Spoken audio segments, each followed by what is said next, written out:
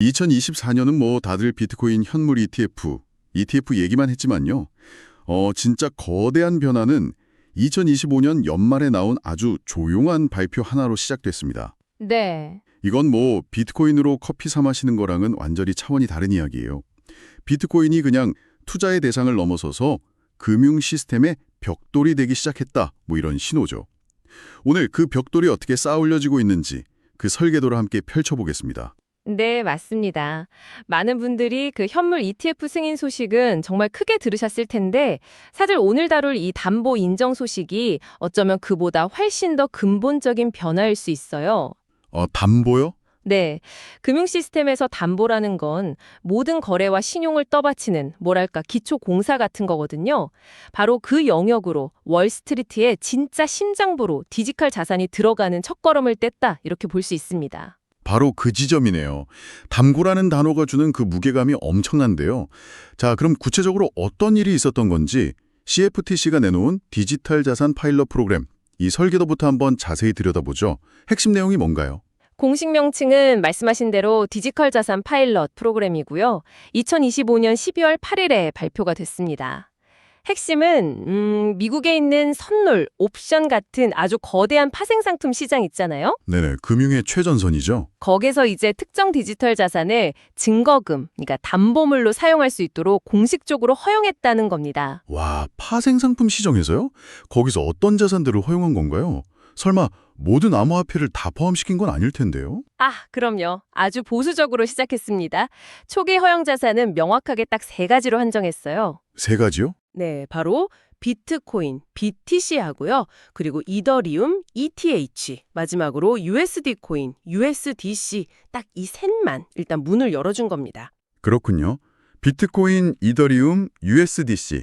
그런데 자료를 보니까 단순히 허용만 한 게 아니라 기존의 뭔가를 폐기했다는 내용이 눈에 띄어요. 직원 자문 문서 20-34를 철회했다는데 이건 어떤 의미가 있는 건가요? 아, 그게 사실 이번 발표의 숨은 주인공이라고 할 수 있습니다. 숨은 주인공이요? 네, 이 직원 자문 문서 20-34라는 게 법은 아니었지만 규제 당국이 쳐놓은 일종의 뭐랄까 노란색 경고 테이프 같은 거였어요. 굳이 이 선을 넘어서 암호화폐를 담보로 받겠다면 말리진 않겠다. 근데 문제 생기면 우린 책임 못 진다. 뭐 이런 강력한 신호였죠. 그러니까 어떤 대형 금융사도 감히 그 불확실성을 안고 사업을 할 엄두를 못 넣겠군요. 바로 그거죠. 리스크를 질 이유가 없으니까요. 그런데 이번에 그 경고 테이프를 그냥 완전히 걷어내버린 겁니다. 이건 단순히 소극적인 장벽을 없앤 걸 넘어서서 이제부터 여기는 정식 영업구역입니다. 안심하고 들어오세요 하는 뭐랄까 간판을 내건 것도 같아요. 정책 방향이 180도 바뀌었다는 명백한 선언이죠. 와, 경고 테이프를 걷고 정식 간판을 내걸었다. 비유가 아주 확실히 와닿네요. 그럼 이제 그 간판만 믿고 기관들이 아무런 제약 없이 이 자산들을 담보로 쓸 수 있게 된 건가요? 그럴 리가요. 오히려 이제 정식 영업구역이 됐으니까 훨씬 더 깐깐한 영업 규칙이 생겼습니다. 이 담보를 실제로 취급하게 될 곳이 바로 선물중개회사 FCM즈라고 부르는데요. FCMG요? 네, 이들이 시카고 상업거래소 같은 파생상품 시장의 문지기이자 안내원 역할을 하는 핵심 기관들이에요. CFTC가 바로 이 문지기들에게 아주 엄격한 새 규칙들을 내려준 겁니다. 문지기들에게 내려진 규칙이라 흥미롭네요. 어떤 규칙들인가요? 뭐 투명성이나 리스크 관리에 대한 거겠죠, 아무래도. 정확합니다. 크게 세 가지인데요. 첫째는 주간 보고 의무예요. 주간 보고요? 네, 고객 계좌에 디지털 자산을 얼마나 보관하고 있는지 그 총량을 매주 CFTC에 보고해야 합니다. 뭘 얼마나 갖고 있는지 확실히 들여다보겠다는 거죠. 둘째는 즉시 보고 의무입니다. 만약 해킹을 당하거나 시스템에 심각한 장애가 터지거나 이런 중대한 사고가 발생하면 즉시 보고해야 하고요. 보고 의무는 투명성을 위한 거고, 그럼 가장 중요한 건 역시 변동성 관리겠네요. 하루에도 막 10%씩 움직이는 자산을 담보로 잡으려면 은행 입장에서는 거의 시한폭탄을 안고 있는 기분일 텐데 어떤 안전장치가 있나요? 정말 정확한 지적이세요. 그래서 세 번째 조건이 바로 그 강화된 리스크 관리입니다. CFTC가 FCM들한테 이렇게 요구하는 거예요. 당신들 디지털 자산의 그 살벌한 변동성을 감안해서 아주 정교하고 보수적인 리스크 관리 시스템을 갖춰라. 그리고 그걸 제대로 운영하고 있다는 걸 증명해야 한다. 아, 결국 허용은 하되 우리가 만든 아주 튼튼한 유리상자 안에서만 움직여라 라는 명확한 메시지를 던진 거죠. 이렇게 깐깐한 규칙까지 새로 만들어가면서 왜 굳이 지금 이 시점에 이런 변화를 추진한 걸까요? 좀 갑작스럽다는 느낌도 드는데요. 겉보기엔 그럴 수 있는데 사실 이건 꽤 오랫동안 준비된 계획의 정점이라고 봐야 합니다. 특히 캐롤라인 팜, 이 CFTC 의장 대행의 역할이 아주 결정적이었어요. 캐럴라인 팜이요? 네, 이분이 취임 이후부터 계속 암호화폐를 억누를 게 아니라 미국의 규제 틀 안으로 끌어들여서 책임 있는 혁신을 주도해야 한다고 목소리를 높여온 인물이에요. 와, 이건 정말 퍼즐 조각이 맞춰지는 느낌인데요. 겉으로 보기엔 관련 없어 보이는 결정들이 사실은 그 캐럴라인 팜이라는 한 인물의 큰 그림 아래서 착착 진행되고 있었다는 거잖아요. 그렇죠. 이건 우연이 아니라 명백한 설계군요. 맞습니다. 설계라는 표현이 딱 맞아요. 비트레뮴 거래소에 현물 비트코인 상품을 조용히 승인해줬던 일이나 크립토 스프린트라는 이름으로 디지털 자산 규제 논의를 굉장히 빠르게 진행시켰던 것, 심지어 디지털 규제 샌드박스 구상을 제안했던 것까지 이 모든 점들이 이번 발표라는 하나의 그림을 향해 이어지고 있었던 거죠.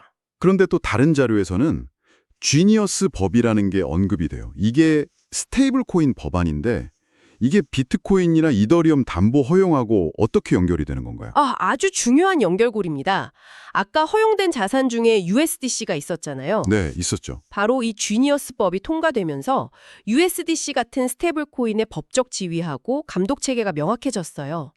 어떤 준비금을 갖춰야 하고 어떤 감독을 받아야 하는지 여기에 대한 국가 공인 품질 보증서가 생긴 셈입니다. 아, 그러니까 지니어스법이 USDC라는 자산에 대한 법적 불확실성을 완전히 걷어내 준 거군요.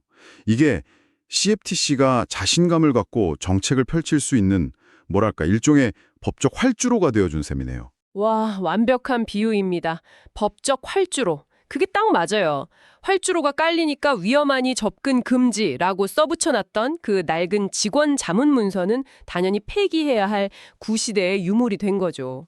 USDC가 제도권 스테이블 코인으로 공인받는 구조적 전환이 일어났고 CFTC는 이걸 근거로 자신 있게 USDC를 담보 자산 목록에 포함시킨 겁니다. 더 나아가 이건 토큰화된 담보 시대로 가는 거대한 흐름의 신호탄이기도 하고요. 자, 그럼 이제 가장 궁금했던 부분으로 넘어가 보죠. 이 결정이 앞으로 시장에 어떤 실질적인 파급 효과를 가져올까요? 가장 먼저 기관 자금 유입에 강력한 선순환 구조가 만들어질 수 있어요. 한번 상상해 보세요. 블랙록 같은 거대 자산운용사가 ETF를 통해 비트코인을 한 1조 원어치 샀다고 쳐요. 어제까지는 이걸 그냥 금고에 넣어두고 가격 오르기만 기다려야 했어요. 그렇죠. 그냥 보유만 하는 자산이었죠. 하지만 이제는 다릅니다. 그 1조 원어치 비트코인을 담보로 맡기고 이걸 기반으로 새로운 자금을 조달하거나 아니면 복잡한 파생 상품 전략을 구사할 수 있게 된 거예요. 아, 이건 단순히 자산의 쓰임새가 하나 더 늘어난 게 아니에요. 월스트리트의 사고방식이 바뀌는 겁니다. 어제까지 디지털 쪼가리 취급받던 자산이 오늘은 미국 국채처럼 새로운 가치를 창출하는 일하는 자산으로 변신한 거죠. 일하는 자산이라 굉장히 중요한 변화네요. 근데 잠깐만요. 그건 좀 역설적으로 들리기도 해요. 보통 파생상품은 시장 변동성을 키우는 주범으로 알려져 있는데 여기서는 오히려 시장 안정성을 강화하는 선순환을 만든다고요? 어떻게 그게 가능한 거죠? 좋은 질문입니다. 단기 투기성 파생상품은 분명 변동성을 키우지만 기관들이 사용하는 정교한 헤징, 그러니까 위험 회피 전략이나 차익 거래 같은 것들은 오히려 시장에 깊이를 더하고 유동성을 공급하거든요. 그래서 장기적인 안정성을 높이는 역할을 합니다. 다양한 플레이어들이 다양한 전략을 쓸 수 있는 시장이 훨씬 더 건강하고 충격에 강한 법이니까요. 기관들의 수익률 게임을 넘어서 비트코인이라는 자산 자체의 위상에도 변화가 있겠군요. 디지털 금이라는 별명에도 영향이 있을까요? 바로 그게 두 번째 영향, 비트코인의 금융 인프라화 가속입니다. 담보자산으로서의 비트코인은요, 금보다 훨씬 뛰어난 잠재력을 가집니다. 효율성 측면을 말씀하시는 거죠? 하지만 해킹이나 스마트 컨트랙트 버그 같은 금에서는 상상할 수 없는 치명적인 디지털 리스크도 있잖아요. 이런 위험이 있는데도 금보다 뛰어나다고 할 수 있을까요? 물론 디지털 리스크는 존재하죠. 하지만 그건 관리와 기술의 영역입니다. 반면에 물리적인 제약은 극복하기가 어려워요. 금을 담보로 쓰려면 금고에 넣고 트럭으로 옮기고 사람이 직접 검수해야 하잖아요. 네, 시간도 오래 걸리고 비용도 많이 들죠. 그렇죠. 하지만 비트코인은 수분 안에 전 세계 어디로든 전송되고 즉시 청산되고 프로그래밍을 통해 자동으로 관리될 수 있어요. 금융 시스템의 레고 블록으로서의 효율성이 차원이 다른 겁니다. 그렇다면 함께 담보자산으로 인정받은 이더리움의 입지는 어떻게 될까요? 세 번째로 이더리움의 제2의 제도권 자산 지위가 완전히 확립된다 이렇게 볼 수 있습니다. 얼마 전에 현물 ETF 승인됐고 이제 CFTC 담보자산으로까지 인정받았잖아요. 네네.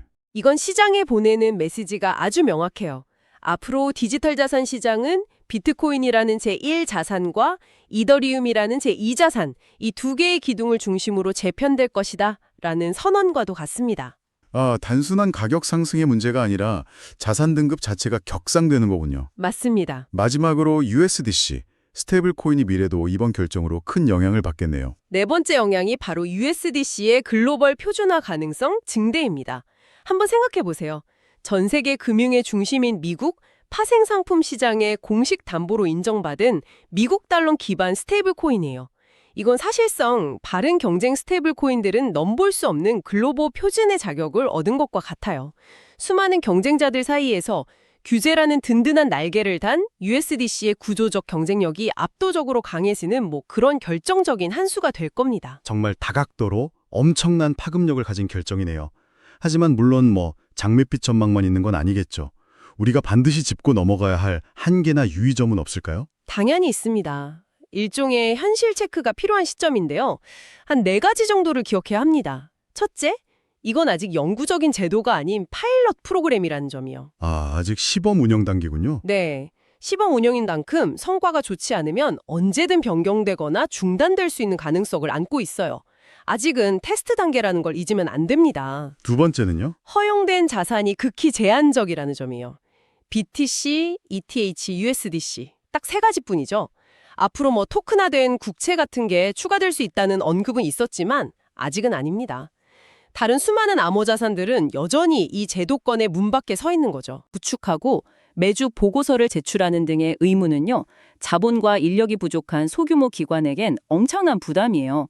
결국 이 새로운 시장의 과실은 자본력을 갖춘 소수의 대형 기관들이 독점하게 될 가능성이 높습니다. 마지막으로 우리가 명심해야 할 점은 뭔가요? 네 번째는 이 모든 이야기는 철저히 CFTC의 감독을 받는 제도권 금융기관에 한정된 이야기라는 점입니다. 우리가 흔히 아는 탈중앙화 금융, 디파이 시장과는 직접적인 관련이 없는 철저히 분리된 규제라는 걸 명확히 이해해야 합니다. 제도권과 비제도권의 경계가 더 뚜렷해지는 계기가 될 수도 있어요. 정리해보자면 이번 CFTC의 결정은 단순한 규제 완화가 아니라 통제된 환경 속에서 디지털 자산을 금융 시스템의 핵심으로 끌어들이려는 아주 정교한 설계라고 봐야겠네요. 네, 정확한 요약입니다. 암호자산이 더 이상 특이의 대상을 넘어서서 미국 금융 시스템의 거래와 신용을 뒷받침하는 인프라로 본격 편입되는 결정적인 순간이라고 평가할 수 있어요. 2025년 이후 미국의 디지털 자산 정책이 어떤 방향으로 나아갈지를 보여주는 매우 중요한 이정표가 세워진 셈입니다. 오늘 우리는 비트코인과 이더리움이 금융의 기초 블록, 즉 벽돌로 쓰이는 첫 단계를 목격했습니다. 그렇다면 여기서 한 걸음 더 나아가 이런 질문을 던져볼 수 있겠네요. 앞으로 미국 국채나 애플 주식 같은 전통 자산마저 토큰화되어서 이 디지털 레일 위에서 담보로 거래되는 날이 온다면 금융 시스템은 과연 어떤 모습으로 변하게 될까요? 단순히 새로운 자산의 추가가 아닌 시스템 전체의 재편을 상상해 볼 필요가 있겠습니다. 시청해 주셔서 감사합니다. 시청해 주셔서 감사합니다.